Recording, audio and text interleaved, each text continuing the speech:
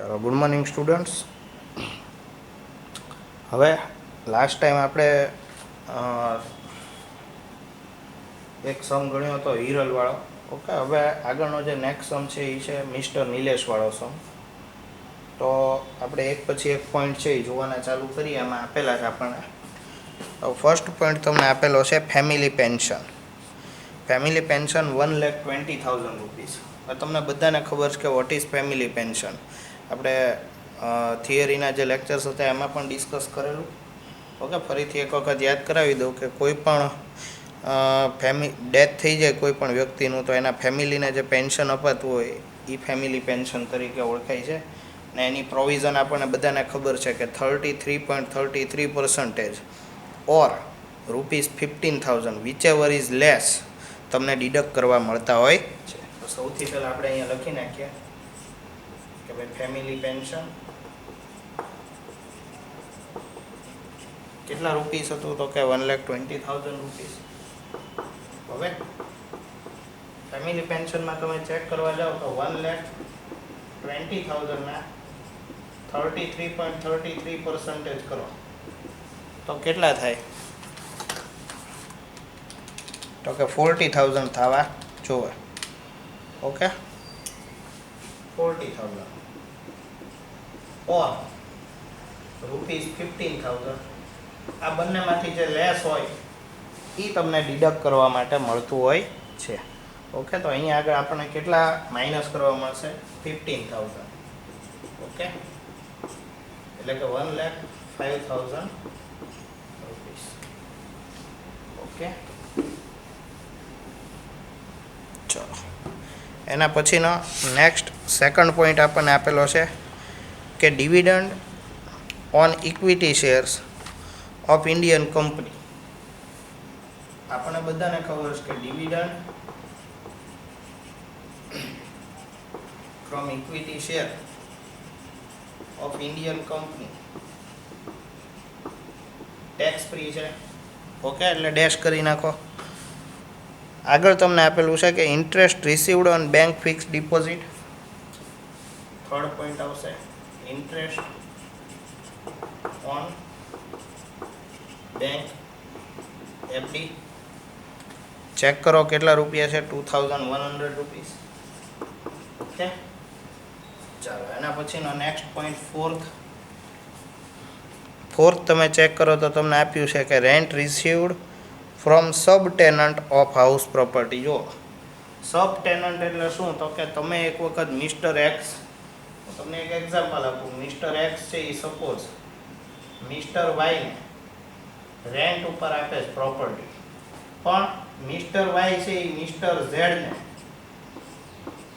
એની પાસેથી પણ rent collect કરે છે, તો એને સબ ટેનન્ટ કહેવાય.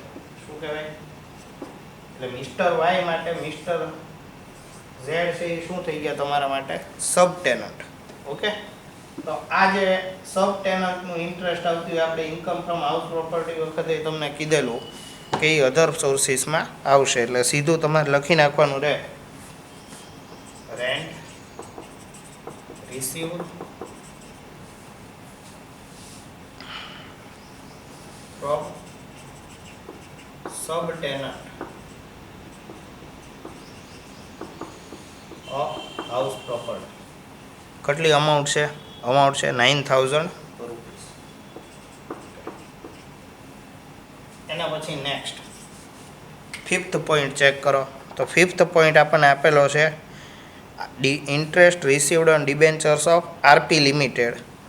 ઓકે, તો અહીંયા આગળ આપણે લખી નાખીએ interest on debenture of RP limited અને 10% TDS પણ કીધેલું છે. અહીંયા આપણે ગ્રોસિંગ અપ કરવું પડશે. તો ભાઈ સપોઝ 100 રૂપીસ આપણી ઇન્કમ હોય, 10 રૂપીસ એટલે કે 10% TDS થાય, તો 90 રૂપીસ છે એ આપણું શું થાય? અમાઉન્ટ રિસીવડ થાય. ઓકે, તો આપણી પાસે જે 90 તો 100 તમે અમાઉન્ટ રિસીવડ આગલા દાખલાઓમાં જે રીતે આપણે મૂકતા હતા એ જ રીતે છે. આમાં બીજું કંઈ નવું નથી. અને જે પણ ઇન્ટરેસ્ટ છે એ કેટલું છે આપણું 27,000 27,000 મલ્ટીપ્લાય બાય 100 ડિવાઇડેડ બાય 30,000 જેવી ઇન્ટરેસ્ટની અમાઉન્ટ આવે. એના પછી તમને શું આપેલું છે? Income from card games. હવે આપણને બધાને ખબર છે કે ઇન્કમ ફ્રોમ કાર્ડ ગેમ્સ કઈ ઇન્કમ ગણાય? તો કે કેઝ્યુઅલ ઇન્કમ ગણાય. અને જે પણ કેઝ્યુઅલ ઇન્કમ હોય એ હંમેશા શું થાય? તો કે કેઝ્યુઅલ ઇન્કમ છે એ 30% સીધી કેવી છે? ટેક્સેબલ છે. એટલે અહીંયા હું લખી નાખું ઇન્કમ ફ્રોમ કાર્ડ ગેમ. આનું પણ આપણે શું કરવું પડશે? ગ્રોસિંગ અપ તો કરવું જ પડશે. ઓકે, અહીંયા રેશિયો થોડોક ચેન્જ થઈ જાય કે અહીંયા 100 ઇન્કમ હોય તમારી તો 30 રૂપીસ શું થયું હોય તમારું? 30% એટલે કે TDS થયું હોય. તો તમારી અમાઉન્ટ રિસીવડ હોય એ કેટલી હોય? તો કે અમાઉન્ટ રિસીવડ હોય એ 70 રૂપીસ થઈ જાય. એટલે અહીંયા 70 અને 100 નો રેશિયો આવશે. ઓકે, અને તમને ઇન્કમ છે એ 17,500. એટલે અહીંયા 17,500 મલ્ટીપ્લાય બાય 100 ડિવાઇડેડ બાય 70.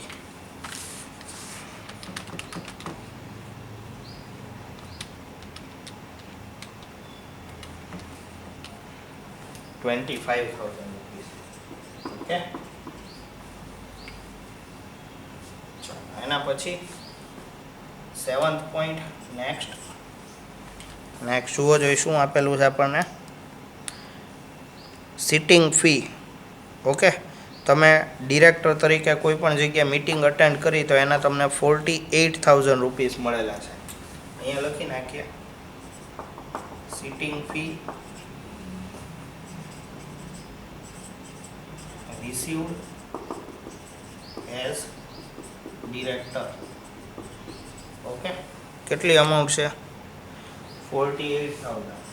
અહીંયા લખી નાખવાના 48,000 રૂપીસ. ઓકે, આ થયો આપણો 7th પોઈન્ટ. ઓકે, એના પછી નેક્સ્ટ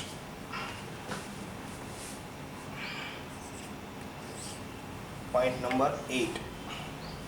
પોઈન્ટ નંબર 8માં તમે જુઓ નેક્સ્ટ આપણને શું આપેલું છે? મશીનરી અને બિલ્ડિંગનું કમ્પોઝિટ રેન્ટ. મેં તમને કીધેલું સપોઝ આ એક બિલ્ડિંગ હોય અને એમાં કોઈ પણ જગ્યાએ મશીનરી એટેચ કરેલી છે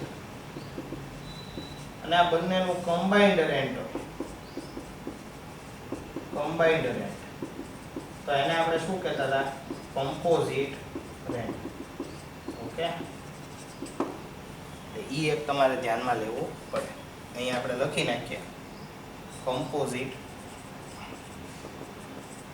rent of building and machinery. કેટલું છે? 32,000.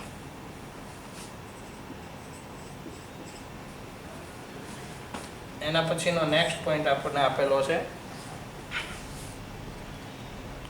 અનએક્સપ્લેન્ડ ઇન્કમ. અનએક્સપ્લેન્ડ એટલે કે જે આપણે એનું કોઈ કન્ક્લુઝન અથવા તો ઇન્ક્વાયરી કરવામાં આવે તો આપણે જવાબ નથી આપી શકતા કે આ ઇન્કમ પર્ટિક્યુલર શેના માટેની છે. તો એવી અનએક્સપ્લેન્ડ ઇન્કમ હોય અધર સોર્સિસમાં શું થાય? ટેક્સેબલ થતી હોય છે. આપણે અહીંયા આગળ લખી નાખીએ ઇન્કમ ફ્રોમ અનએક્સપ્લેન્ડ સોર્સિસ. ઓકે, 1,20,000. એના પછીનો નેક્સ્ટ પોઈન્ટ તમને આપેલો છે interest on Holi tax free government security covered under section 10(15) ₹8,000. જો ખાસ યાદ રાખજો, આમ generally tax free word use કર્યો હોય ને તો આપણે એને ટેક્સેબલ કરીને ગણી નાખતા હતા. પણ જ્યારે સેક્શન 10 આપેલી હોય કોઈ પણ જગ્યાએ, ખાસ યાદ રાખજો, જ્યારે કોઈ પણ ઇન્ટરેસ્ટ ઇન્કમની બાજુમાં એમ લખેલું હોય સેક્શન 10 અને એની સાથે કોઈ પણ તમને સેક્શન જોડેલી હોય, અત્યારે 15 લખેલું છે. ઓકે, જો આ પ્રકારે કોઈ તમને ઇન્ટરેસ્ટ ઇન્કમ આપી હોય તો એ કેવી છે? ટેક્સ ફ્રી છે. એટલે એક્ઝમ્પ્ટ ફ્રોમ ટેક્સ છે, એટલે હું અહીંયા લખતો નથી. એના પછી આગળ વધીએ તો આપણને એક્સપેન્સીસ આપેલા છે. હવે આ જે ઇન્કમ થઈને એમાંથી શું કરવાનું છે? Less expenses. એક્સપેન્સીસમાં જોઈએ તો સૌથી પહેલાં એક કામ કરીએ, પહેલાં એનો ટોટલ કરી નાખીએ કેટલી ઇન્કમ થઈ આપણી. એક તો 1,05,000, 2,100, 9,000, 30,000, 25,000, 48,000, 32,000, 1,20,000, 3,71,100 આવે છે. ઓકે, બુકના આન્સર સાથે આપણો આન્સર મેચ થાય છે. હવે જો એક્સપેન્સીસમાં જોશો તો સૌથી પહેલો એક્સપેન્સ તમને આપેલો છે interest on loan taken two invest in equity shares of the company. હવે ઇક્વિટી શેરમાં ઇન્વેસ્ટમેન્ટ કરો તો શું મળ્યું તમને? ડિવિડન્ડ મળ્યું. ડિવિડન્ડ કેવું છે? એક્ઝમ્પ્ટ છે. હવે જેની ઉપર ટેક્સ કલેક્ટ નથી થતો, જે ઇન્કમ ઉપર, તો એમાંથી એક્સપેન્સ માઇનસ કરી શકાય. મેં તમને કીધું હતું કે જે પણ એક્ઝમ્પ્ટ ઇન્કમ હોય એની સામેનો એક્સપેન્સ તમે માઇનસ કરી શકતા નથી. એના પછી તમને જે આપેલું છે interest on loan taken two invest in debenture of RP limited. Debenture of RP limited. કેટલા રૂપિયા આપેલા છે? 6,000 રૂપિયા. જુઓ, આ તમે માઇનસ કરી શકો. કેમ? તો કે જે પણ આરપી લિમિટેડના ડિબેન્ચર હતા એનું જે ઇન્ટરેસ્ટ હતું એ કેવું હતું? ટેક્સેબલ.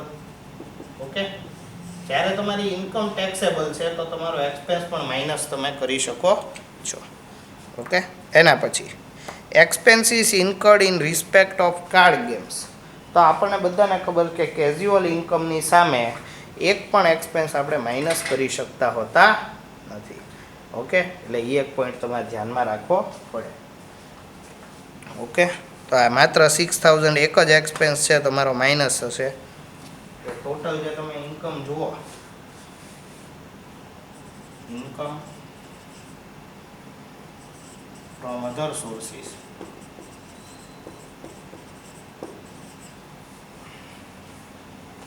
છે 3,65,100 રૂપીસ. ઓકે, આમાં અત્યારે આપણે આટલું રાખીએ છીએ. અહીંયા દાખલો આપણો કમ્પ્લીટ થઈ ગયો. ઓકે, ચાલો.